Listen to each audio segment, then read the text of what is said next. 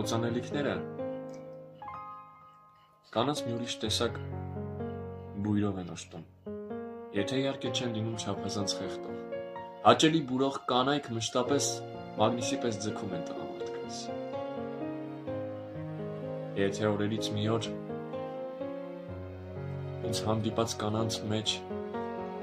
ինչ-որ մեկի օծանելիքի բույրը լինի նրա օծանելիքի բույրից, ես կմոտենամ այդ կանաչը, գուցե դա ճակատագրի մի նոր հանդիպում։ Սիրելիները, երբ հեռանում են իրարից, առաջինը կարոտում են ձայնը, հետո ժպիտը, աչքերը, քաղցր պահերը, իսկ ես ամենից շատ կարոտում եմ նրա օծանելիքի խենթացնող բույրը, որով ինձ խենթացրեց, իսկ հետո